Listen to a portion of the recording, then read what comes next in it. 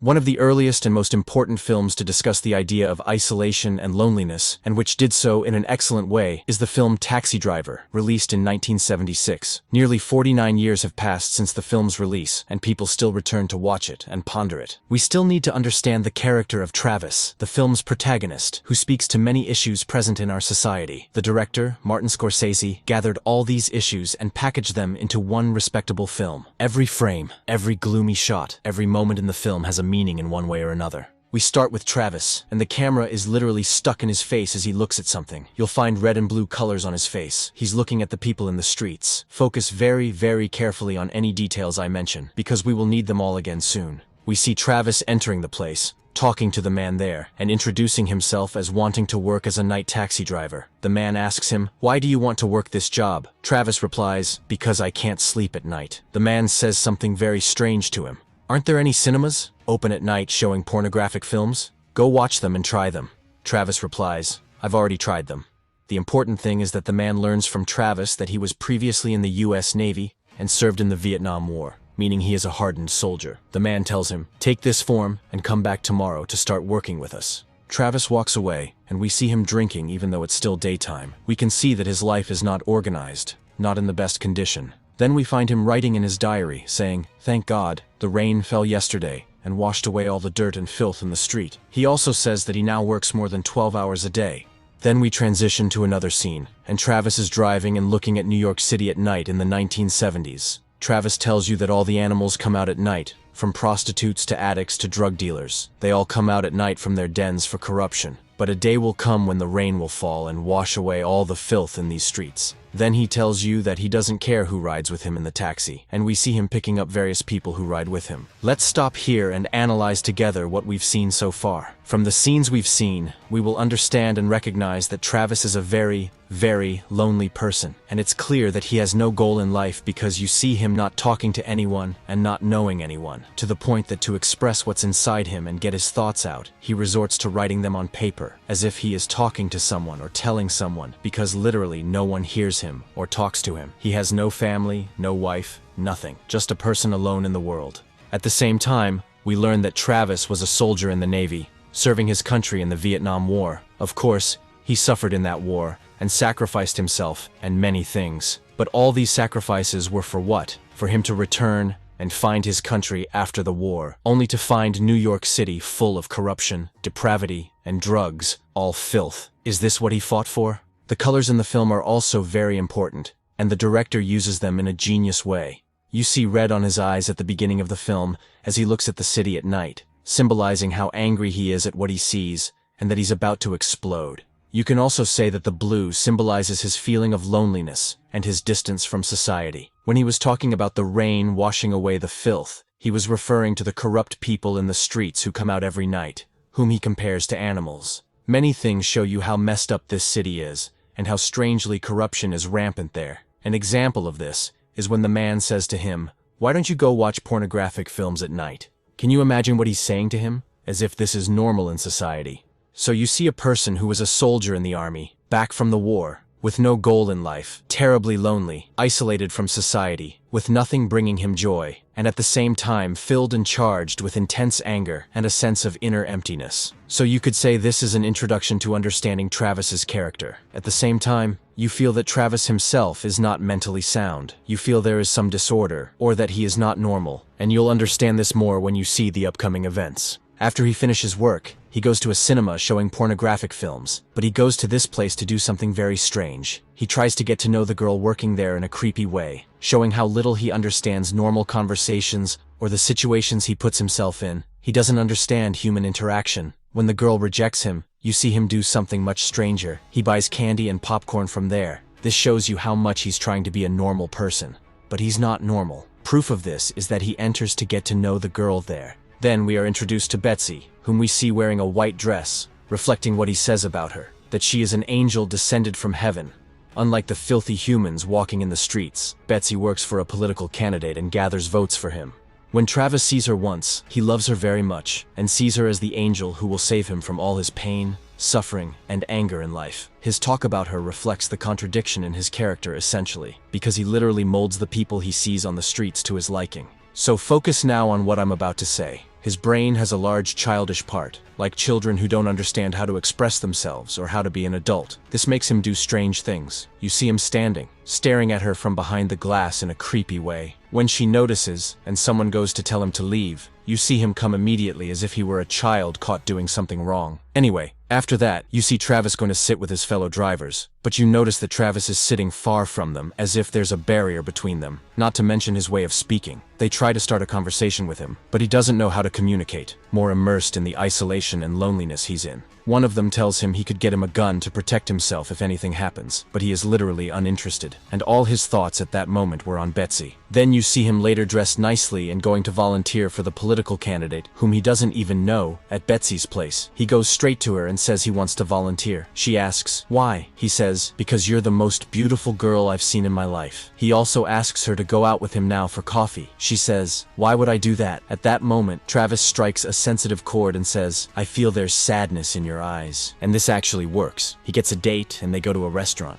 After that, you see him saying words overflowing with the pain he's in. But Betsy discovers that he is overly honest. You see him starting to attack the man she works with, saying, "He's bad and doesn't respect you," even though he doesn't even know him. The second thing is that he doesn't know how to communicate at all. But the greater strangeness is that this impresses her. So he seizes the opportunity and suggests they go pick something up together. She agrees. Anyway, later at night, by coincidence, the political candidate rides with him and tells him, "You're very great. I like you a lot."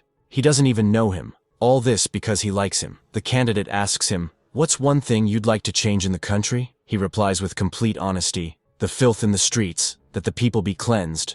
The whole city is corruption and filth." The candidate is surprised by his excessive honesty. Then a very important event happens that we'll need again later. A young girl stops him to ride with him and says, "Drive fast." Suddenly, a man comes and takes her against her will, goes up, throws money at him, and says, "Act like you didn't see anything." And Travis actually does nothing and drives away. But focus well on this situation, because it will come up again later. Anyway, Travis dresses up again and goes to Betsy, when he takes Betsy to the cinema, showing pornographic films. She, of course, leaves after the first minute and runs away from him. He stops her and says, "I didn't know you were like this. I always watch these films." So she walks away and leaves him. After that, you see him calling her on the phone, groveling, pleading, and humiliating himself to get her back, to the point that from how much he's embarrassing and humiliating himself, the camera leaves him and moves away from the scene, as if the director doesn't want you to see him being that humiliated. Even after that, he sends her flowers, and she sends them back. Continuing the humiliation he's in, he goes to her workplace to talk to her. Aside from possibly getting kicked out, he just wants to tell her something very important. He tells her, "You're just like them." Then a man rides with him, who makes him stop in a place and says, "See that woman standing at the window? That's my wife, and she's cheating on me right now at home." He says he has a gun and will go kill her now. This proves to Travis how full of corruption and permissiveness toward many wrong things society is. Then you see him later going to one of his co-workers who had told him he could get him a gun. Travis stands in the middle of the street watching people, and you'll find his face red from the intense light on him, showing you how angry he is and how he could be dangerous now, about to explode. He talks to that man and says he's frustrated with the world and wants to do something real. The man says, "Like what?" You see Travis hesitating, laughing and saying, "I have bad ideas, very bad ideas I want to do." And here, you start to fear Travis himself. The man advises him, saying, "Go out, stay up late, get drunk, do all kinds of debauchery and vice, since you're still young. I envy your youth." Look at Travis's reaction, which I liked a lot. He laughs at his words and says, "That's the most evil talk I've ever heard in my life." After that, we see Travis sitting watching the political candidate on TV, and at the same time, he's eating food full of sugar and drinking alcohol, trying to distract himself from his thoughts, but they control him more and more. He tells you that he suffers from severe loneliness, that loneliness follows him everywhere, and he discovered there's no escape from it. All this made him feel he's in a vicious cycle of pain, loneliness, and suffering, with no goal in life, rejected by society and by the person he loves, with nothing to live for at all. So here, he decides to make a radical change in his life. We see later that he goes to meet a man who sells weapons and shows every weapon he has, but Travis takes a bunch of weapons from there and says, "I want to buy all of these." The man is even shocked himself, saying, "Who's the crazy person who will walk around with all these weapons in the street? Or what will he do with them?" After that, we see him training and torturing himself for something very big he's planning to do. He channels the anger, hatred, and resentment inside him to use for a goal in his life. So you see him start training himself, abstaining from any kind of alcohol, quitting the pills he was taking, even training under fire to endure pain. Finally, everything that was destroying his body, he left, and now he faced his feelings and problems man to man, stepping out of his comfort zone. He even goes to train on using those weapons and makes tools to hide the weapons under his clothes so he can use them freely. But there's something here. What is this strange development of events? Why is he doing all this? What is his goal? What exactly is he preparing for?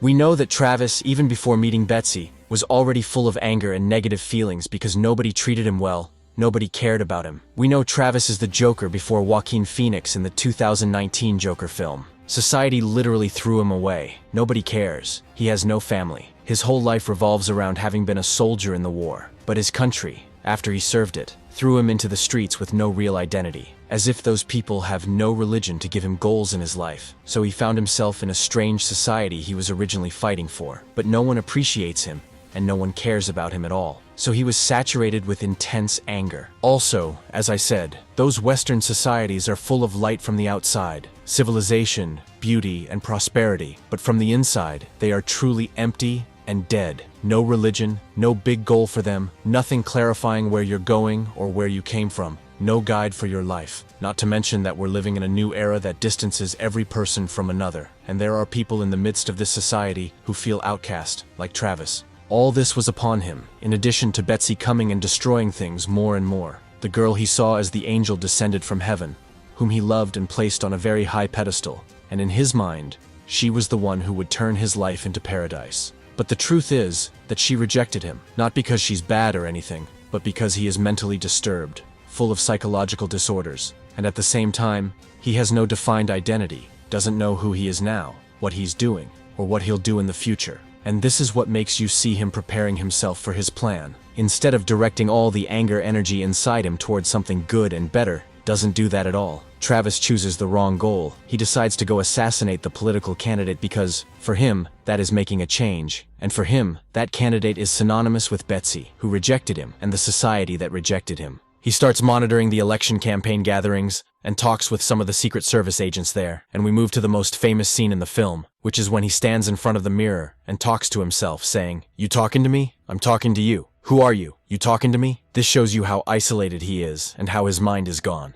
Anyway, after that we see him going to a store to buy things, and the store owner robs him. So Travis pulls out a weapon and kills him. Since the man knows him, he tells him, "Go, Travis, and I'll take care of this matter," and that's it. The man died on the ground, but you'll find the store owner continues beating him with a stick out of anger. That this is the 5th time this year someone has entered and robbed him. Literally, it's very clear that society is destroyed and miserable. After that, you see him standing watching the political candidate from afar. You hear him writing a letter to his mother and father now, saying, "Happy New Year," and that he can't come to them because he's working undercover for the government, but he's fine and engaged to a girl named Betsy for months, and living happily. You could say he's writing what he wishes would happen in his life. For his mother and father, this was his life, and this is literally very pitiful. We'll now get to know a new character, a man named Sport, a man who has a girl named Iris working for him. Remember at the beginning of the film when I told you there was a young girl who rode with him and said, "Drive fast," but a man came and took her against her will and gave him money? That's Sport. Travis, since that moment, was interested in that girl, because this girl works for that man, and he saw her trying to escape and couldn't.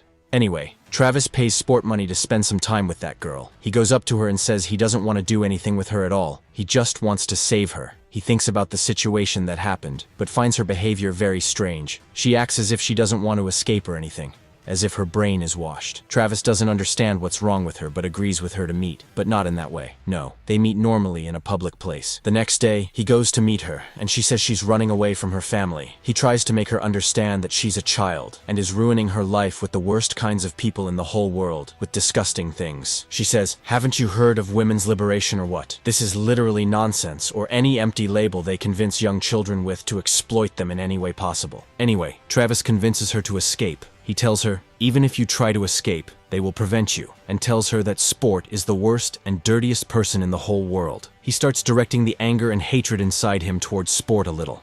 Summary of this topic: he convinces her and tells her he'll give her money to travel and return again, because he'll also be busy now with something very important, his plan.